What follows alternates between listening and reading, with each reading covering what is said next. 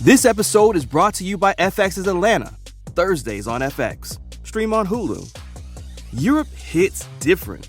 Atlanta Season 3 takes Paperboy, Earn, Van, and Darius across the pond, and they dive in deep with new success, new connections, and new weird shit. FX's Atlanta, Thursdays on FX. Stream on Hulu.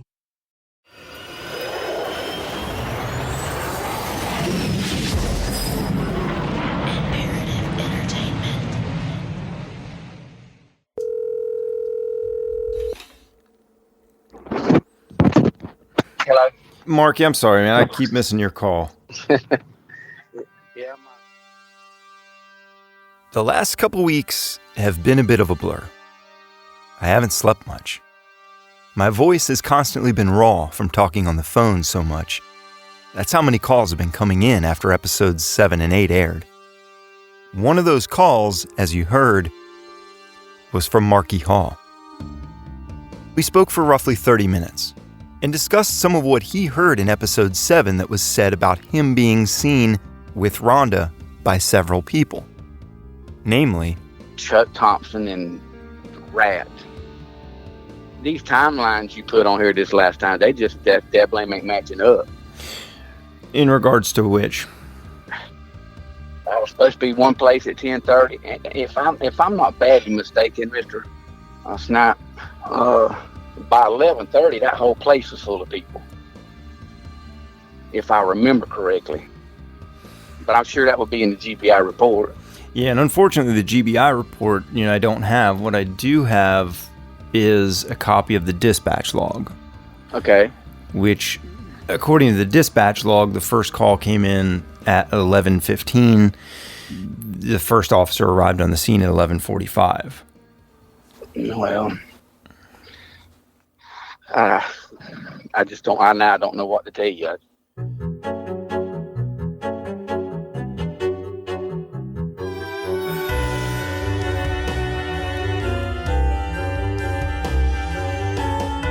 From Imperative Entertainment, this is Fox Hunter. The timeline of events we're working off of seems to be in question in several of the accounts we have, but most of what we know is thought to have happened between approximately 10:30 p.m. and 11:30 p.m., give or take. In a recent call with Chuck Thompson, he stated that he was sure it was no earlier than 11:30 that he allegedly encountered Marky and Rhonda, but I asserted that that really didn't fit. After him hearing me out and hearing the other statements made about the timeline from people like Layla Miller, Rat, and Milton Coleman himself, he said that it could have been earlier. After all, it was 31 years ago. But mainly what I'm going off of is the dispatch log, which we should be able to count on as accurate. Well, you said you got 911 calls. Is that what you said? I have the dispatch log. Yeah, they didn't record them back then. Right, that's what I'm saying. Yeah. Because Bobby Jean, Don's wife, took the county calls at her home, and we didn't have cell phones. That's where she got me at home. And you think that it was earlier that you got the call from Bobby? I don't know. I couldn't tell you exactly what time it was. It was around 11-ish probably. I couldn't tell you exactly. It was 30-something years ago. But this is something that I don't understand. I've spoken to former employees at the dispatch center, and I'm told that when the sheriff's department and police station closed for the night, the calls were routed to the dispatch center, not the Creamer's house or anyone else's. I tried to call Don Creamer to ask him for some clarification on this, but got his voicemail and left a message asking him to call me. But going back to the timeline that night, Marky tells me that he feels it was earlier that he and the other officers arrived. Much earlier. I just think by 11:30 everybody was there.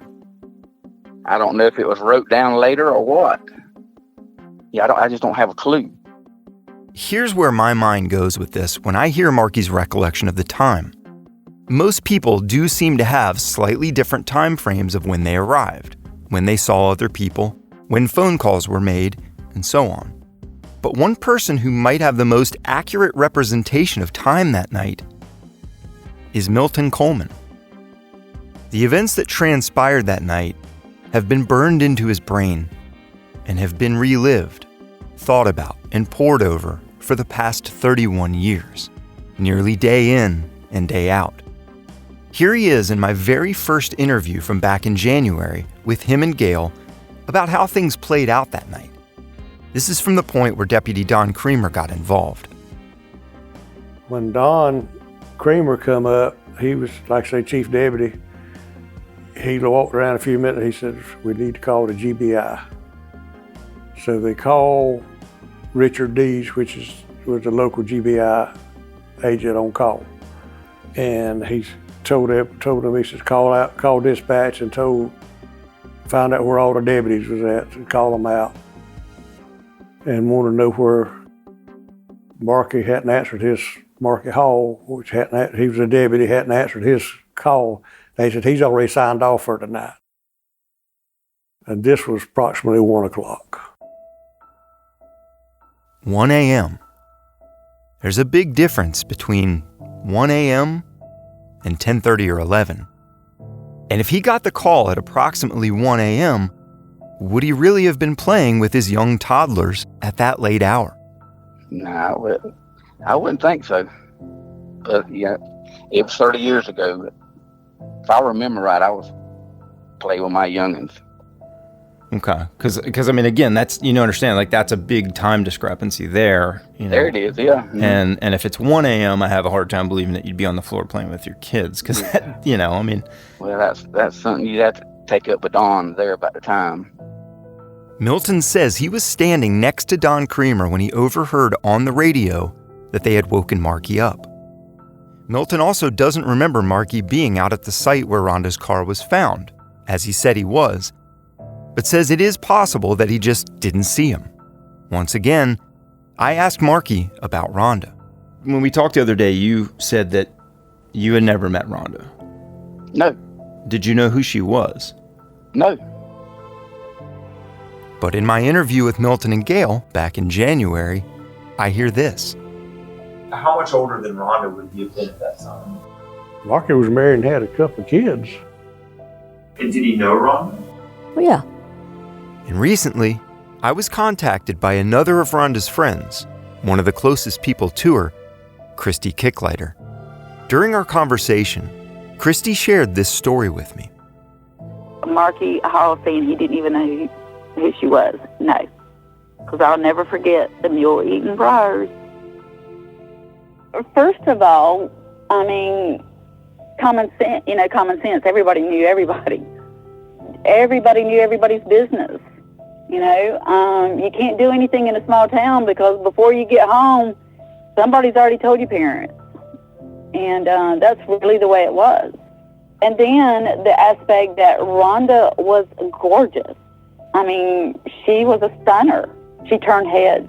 There was not a boy in Hazlehurst that did not know Rhonda Coleman. One time, I remember specifically, it was one evening, it might have been probably the previous summer before she was killed.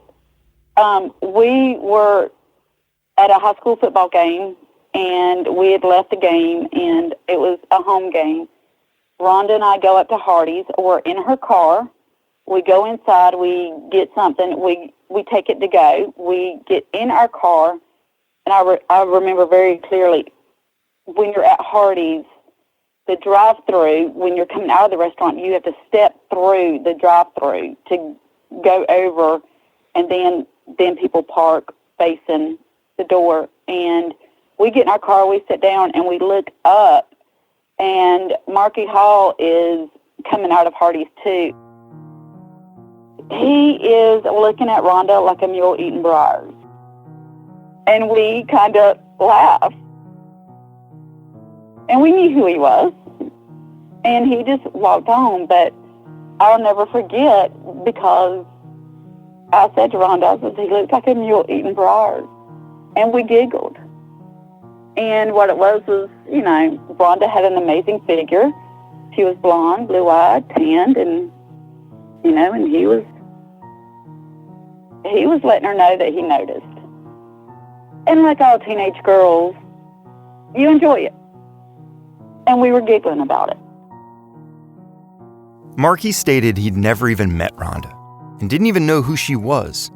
Yet everyone, including Marky, that I've spoken to tells me how small Hazlehurst is and how, at the time, pretty much everyone knew everyone.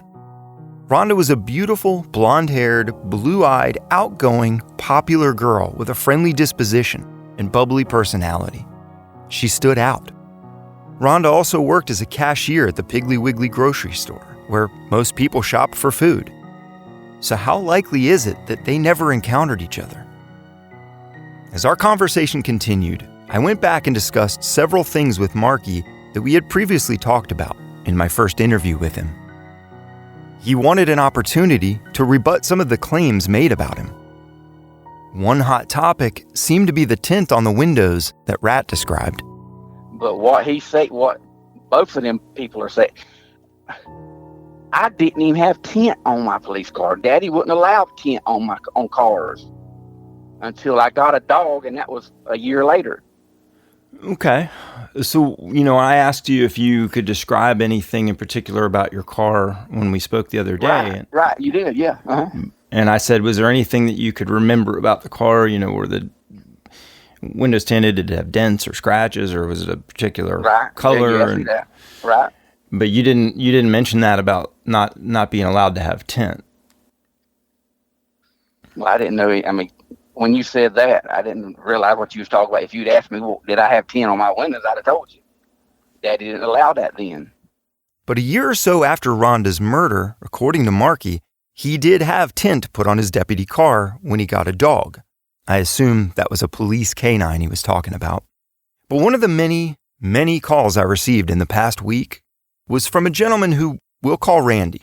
And without me mentioning tint at all, he offered this up. One feller said on there, I think his name was Rat, or he went by Rat or something. He said he seen Marky's car. And when he described the tinted windows on that car, I looked dead at my wife and I said, yep, he knowed the car very well, because in the sunlight or during the day, it looked like it had, I don't know, pink, champagne looking, just pink, ugly ass tint. Like the tint was faded on it. That's the way his deputy car was. In 1990. In 1990. I know, because I've been pulled over by about every daggone one of them. Randy seems sure of this tint and that it was on the car in 1990. And also mentions that it almost seemed like it was faded a bit, as if it had been on the windows for some time. And I wonder if it can be verified any other way. Maybe someone has a picture of this deputy car from 1990. But I will offer up one piece of knowledge here from my own experience. I tinted windows for a short time when I was younger. And though you can buy colored tint, one way that tint will turn pinkish or purplish is by washing it with ammonia-based products like Windex for extended periods of time. And another reason is the adhesive or dye can break down from the extreme sun and heat like you find in South Georgia. But again, this takes time. That boy was telling the truth, and I know he was telling the truth. I don't know if he was telling the truth about him seeing the car right there or whatever, but I know he was telling the truth about the tint. Well, I'm telling you as a fact for sure, I was not there where they said I was at. I was at home. That's a fact. And was there anybody, you were married at the time? Yes. I mean, was your wife home then too? Yes. And was she ever questioned? I mean, when you... Yes, the GBI questioned her. And she accounted for your whereabouts, saying you were home? I didn't ask. Okay. But then the GBI, we didn't hear no more out of it. The confusing part for me is that our three eyewitnesses, Chuck, Denise, and Rat, have discrepancies in their stories. Mainly, the vehicles don't match. And at the end of episode 8, we heard yet another person saying that they had an eyewitness account the night of Rhonda's abduction. I told you that 2 more people had come forward. It's now actually 3 more people.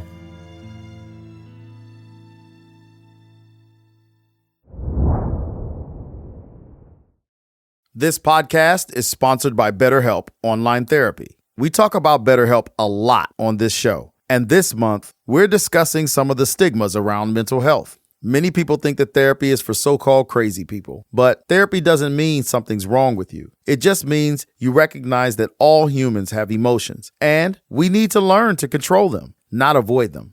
We've also been taught that mental health shouldn't be a part of normal life, but that's wrong too. We take care of our bodies with the gym, the doctor, and nutrition, and we should focus on our minds just as much. BetterHelp is customized online therapy that offers video, phone, and even live chat sessions with your therapist, so you don't have to see anyone on camera if you don't want to. It's much more affordable than in-person therapy, and you can be matched with a therapist in under 48 hours. Give it a try and see why over 2 million people have used BetterHelp online therapy. And Fox Hunter listeners get 10% off their first month at betterhelp.com/foxhunter. That's betterhelp.com/foxhunter. How many free trial subscriptions end up costing you hundreds, if not thousands of dollars, long after forgetting to cancel? Fight back against scammy subscriptions with Truebill. Truebill is the new app that helps you identify and stop paying for subscriptions you don't need, want, or simply forgot about. On average, people save up to $720 per year with Truebill. Because companies make subscriptions so hard to cancel, Truebill makes it incredibly simple. Just link your accounts, and Truebill will cancel your unwanted subscriptions in one tap. And your Truebill concierge is there when you need them to cancel any unwanted subscriptions so you don't have to. Truebill has over 2 million users and helped save them over $100 million. Like Jennifer B., who says, "With your help, our family has saved $587 per year on unnecessary subscriptions. I really didn't understand how Truebill could help me until we decided to save for a very large home purchase." So don't fall for subscription scams. Start canceling today at Truebill.com/truecrime. Go right now. Truebill.com/truecrime. It could save you thousands a year. Truebill.com/truecrime. My name's Mitchell Wood. I'm 49 years old. I went to school with Rhonda and Mickey and everybody that I think was involved. When Mitchell Wood called me last week and told me he had seen Rhonda at the Swanee Swifty that night, of course, I wanted to hear his story. You'll notice as you hear it, there are, again, discrepancies between some of the other accounts. Me and my cousin was riding around Hazlehurst, and I stopped at the Swanee Swifty to let him run in and get us a drink, and Rhonda come out to the car and was talking and asked to ride with us. And I was fine with it, Every time she went to go get close to the car, Mickey would come running out the store and stop her from getting in the car. And I think it was like the fourth time she tried to get in the car, he told her, "Look, we've got to go meet somebody, and you know what's going to happen if we don't show up. You know exactly what's going to happen." So I rode off and went through town and circled. We had a little circle we'd go through in Hazlehurst. And I made that little circle, and I stopped back at the store again, was going to let her ride with me regardless, but they had already left. So before I could back up and leave, Marky Hall was flying through town with his lights on, siren on and all.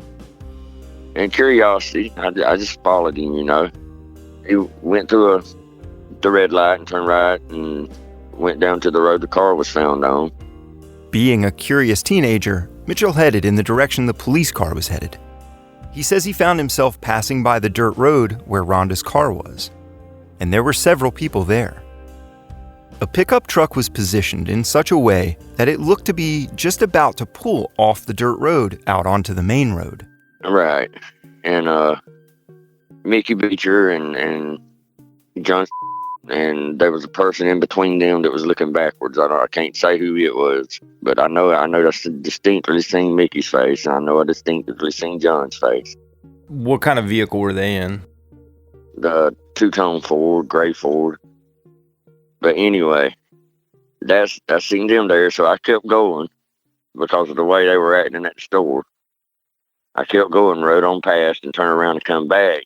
And by this time, they had done turned towards town and were gone. So they were already gone when you came back by. Right. So I pulled down the dirt road, and I could see the blue lights on the cop car, so I went down, and Marky was standing there beside Rhonda's car. And it was funny because he had his arms held out, straight out on each side of his body, and was jumping and spinning at the same time, and looking all out in the woods and everything. And then I asked him, said, "What's going on?" And he said, "Well, if you don't want to get in bad trouble, you need to leave. You need to leave now." So I backed up and I left. So at that point, was it just Marky that was there? Yes, it was just Marky. It was only Marky at the site at the time. It was his car. His car was parked behind Rhonda with the lights on, with the strobe lights and all on. Her car was sitting there still running with the lights on. So his car was behind hers. Yes. Now, the first thing that stands out to me here is that not only is Mitchell saying he saw Mickey, John, and an unidentified person there in a truck, but that when he came back, Marky was there alone with Rhonda's car. She was nowhere to be seen. But the positioning of the deputy car is different than that which we heard from Rat. And Chuck and Denise said Marky was there in a truck with someone in the passenger seat. And Milton and others had seen the tire tracks at a 90-degree angle behind Rhonda's car. Is it possible both events happened? That a truck was there earlier, took off, and then later on, the deputy car arrived? What time do you think this was? It had to be between 8 and I'd say 8 and 10 to 10, no later than 10:30. Because like I say, I was back in Alma, Georgia by 11. He says no later than 10:30 because he was home by 11 p.m. and it was a roughly 30-minute drive from there to his house. And he pointed out that there were 3 men in the truck, Mickey, John, and another man whose face he couldn't see. So is it possible that if he were there earlier than 10:30, this might have been during the time I was told Mickey and some of his friends were out riding around pranking people with a blue light? Or was that actually not Rhonda's car he saw Marky with? And how do we explain his saying he encountered Marky? If Marky says he went home after he got off work that night around 5 p.m. and didn't leave. And did you see Marky the first time you went by? No. So you never told that to anybody? Not for years I didn't. And who did you tell when you finally did say something? Well, Milton's the first person I told about it. I mean, I talked to a guy who was working with me whenever he told me we were going to Milton's house. I told him then, I feel like I needed to really tell Milton what I saw back then. I also told Ben Glosson, a city cop here in Hazlehurst. Is he still a cop there? As far as I know, he is. He took a statement from me. I filled out a statement for him and everything for him. Rhonda and Mitchell had gone to church together since they were little kids, so I asked him if she knew Marky. But she did definitely know him. Yes. I need to find the officer Mitchell said he made a statement to and find out if that's still in the book somewhere. I need to get to the bottom of this. Mitchell said he did know Rhonda well, and Milton verified that. He told me both Mickey and John were present at the Swanee Swifty, but that John didn't say much. He was quiet and off to the side. I've heard from others that this was typical behavior of John. He says Mickey seemed agitated and kept saying something like, "Rhonda, we need to go meet him." And Mitchell did say that he spoke with Rhonda at the Swanee Swifty, so I prodded him on that a bit more. Did you happen to notice, were there cars pumping gas, or was there anybody else in the parking lot? Or? Well, I know there were other people that went in and out. I can't remember anybody who, as far as who. Mitchell says he left, took a lap or two around the town strip, and a few minutes later returned. But Rhonda and everyone else was gone. Then he saw Marky drive past in a hurry in his deputy car. And this is where things get a little more interesting. I mentioned there were 3 more eyewitness accounts. You just heard Mitchell, but I was also contacted by someone who claimed their parents had an eyewitness account very similar to Mitchell's. It took quite a bit of work to get in touch with these people, who we'll call Bob and Elaine. Elaine, in particular, was extremely hesitant to speak with me at first, but eventually agreed on the condition that, for the podcast, she remain anonymous. And if any information she provided is needed for legal reasons at any point, she would only be willing to speak with law enforcement outside of Jeff Davis County, citing the corruption she's encountered for many years as a county employee. As Bob and Elaine are no longer married, I spoke with them separately and without each other's knowledge. This is Elaine's story. I'll read you part of the transcript from our conversation, and I'll pause from time to time to help explain this a bit and make it easier to follow. Geico asks, how would you love a chance to save some money on insurance? Well, of course you would. After all, who doesn't love a great deal, right? And when it comes to great rates on insurance for all the things in your life, Geico can help. Like with insurance for your car, truck, motorcycle, boat, and RV. Even help with homeowners, condo, or renters coverage. You could save even more with a special discount when you bundle your coverages. Plus, the easy-to-use Geico mobile app available 24-hour roadside assistance and more. And choosing to switch to Geico becomes an easy choice. Switch today and see all the ways you can save with great rates and discounts. It's easy. Simply go to geico.com to get a rate quote or contact your local agent and get started seeing how much you could save. We all want love, that happily ever after feeling of finding your soulmate. What if someone not only claimed they could help you find that perfect partner, they guaranteed it? Jeff and Shalia, a young couple famous on YouTube, teach about twin flames, a deep romantic connection with your perfect ultimate partner in their videos. It's a divine love. You're designed for no one else, and they're designed for no one else. But the path to finding your twin flame isn't so simple. Those who start to doubt the group are instructed to cut ties with friends and family that are holding them back and to corner and claim their twin flame through stalking and intimidation. By the time some members are able to leave the group, they don't even recognize themselves, and the harassment to rejoin makes them fear for their safety. From Wondery, Twin Flames is a podcast about what happens when the quest for love turns into a dangerous obsession. Follow Twin Flames on Apple Podcasts, Amazon Music, or you can listen early and ad-free by subscribing to Wondery Plus in Apple Podcasts or the Wondery app.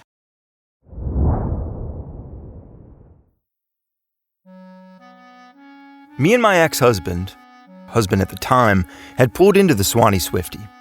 A grayish-colored truck pulled in right beside us, and she, Rhonda, got out of the truck. Also, another person was in the truck with her. I said to her she must be getting ready for a party or something, and Rhonda replied that they had been at the flag painting party fixing it all night long. And we've about got it done, she said. Rhonda goes inside the Swanee Swifty, and my husband was in the car digging out change for cigarettes or something. By the time we get into the store, it's just a little bitty store, she's about to walk back outside. When we come out, we're fixing to get in our truck, and she gets in her car. Now, Elaine actually described Rhonda's car to me and the position it was parked in, at an angle off to the side of the store, which is accurate according to accounts from Rhonda's friends who she carpooled with that night. Elaine continues, Rhonda began to back out onto Franklin Street, so we waited for her. She pulled up to the stop sign at Tallahassee Street, which is the main road, and we pulled up behind her. She made a left turn, and before we could pull out, here comes a cop car up behind her. Now, as the cop car drove past the street that Bob and Elaine were on, she says that she could clearly see the face of the officer inside as he passed beneath a bright streetlight on the corner. The driver looked directly over at Bob and Elaine. She tells me the driver in that deputy car was Mark Hall Jr. They pulled out behind him, and the three cars continued on until they made their way toward Bell Telephone Road. Bob and Elaine turned off to go home, and the deputy car and Rhonda's car continued on. Elaine says that this all transpired somewhere around 10:15 to 10:30 p.m. Elaine also mentioned one other thing that stood out to her about the deputy car that night. He didn't have his lights on. Not the blue lights. Not even headlights were on, which stood out to her as odd. When I spoke a couple days later to Bob, he didn't remember quite as much as Elaine did, but he remembered saying hello to Rhonda, and he did remember the deputy car pulling up behind her, and the 3 cars traveling together until they turned off to go home. He didn't get a good look at the driver, but he did point out to me before I had a chance to ask that he noticed the deputy car had no lights on, not even headlights, and it stuck out to him as well as being very unusual. So now we need to figure out whose truck Rhonda was allegedly getting out of. Maybe they can confirm or deny part of this story. Mitchell was riding with his cousin, who drove a red Ford Escort, so it wouldn't have been him. And neither Bob nor Elaine recalled anyone else being at the Swanee Swifty. But that's not to say there weren't other people there. They just didn't notice them as they did Rhonda, because they spoke with her. Which brings me to another point I feel it's important to make here. Every single eyewitness account we've heard has both similarities and differences. And this is normal given circumstances like these. None of these eyewitnesses knew that this would be the last time Rhonda was seen alive. They weren't thinking, I need to remember every detail about this encounter. For each of them, it was just another Thursday night in Hazlehurst. An investigator friend of mine told me recently that if you had a room with 5 people in it, and someone ran into that room and swiped a laptop off of a table and ran back out, you would get 5 varying eyewitness accounts. Some would say the culprit had facial hair. Others would say he was clean-shaven. Some might say he had a blue shirt on. Others might say the shirt was black. But all of the accounts would be similar, and together they would help paint the full picture of what actually happened. And that's what I'm trying to do here. Mitchell's story could still be true. If he had been there earlier, could Rhonda have left with one of the men in this grayish-colored truck and then come back? Mitchell did say Mickey was there and kept telling Rhonda that they needed to go see someone. Could they have left to go see this person and then come back, Mickey dropped her off, and she got in her car? And how does this work with the story we heard about Brent Haynes dropping her off after they left the party? Could Rhonda have been at the Swanee Swifty several different times that night? And could the deputy Mitchell says he saw racing by with the lights and sirens on have actually not been Marky? I had placed a call out to Don Creamer to see what he remembered regarding the time that Marky was called to the scene that night, because Marky told me I'd have to check with him to verify this. And this past Thursday, I missed a call from Don Creamer. But he left me a voicemail. Yes, sir, this is Don Creamer. It's around 6 o'clock on a Wednesday afternoon, Thursday afternoon, I believe. Anyway, I just got home and got your message. But I've got to tell you this. I've been advised or been asked to not answer any more questions because I'm a potential witness on a criminal case. And whatever, but that's what I've been told. And just told not to answer any more questions to any social media.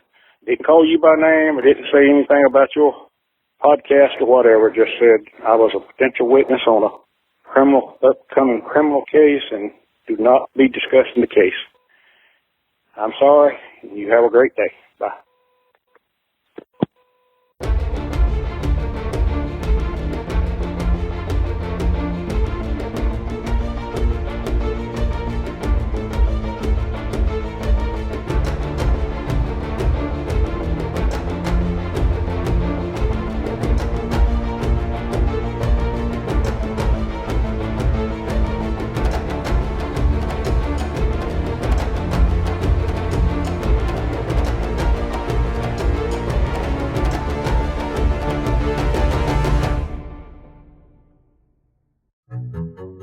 Fox Hunter is a production of Imperative Entertainment. It was created, written, and reported by me, Sean Kipe, and I wrote the original music score. Executive producers are Jason Hoke and Gino Falsetto. Story editor is Jason Hoke. Sound engineering by Shane Freeman. Key cover art provided by Joe Freeman Jr., Keychalis 9032, 2015. JoeFreemanJr.com.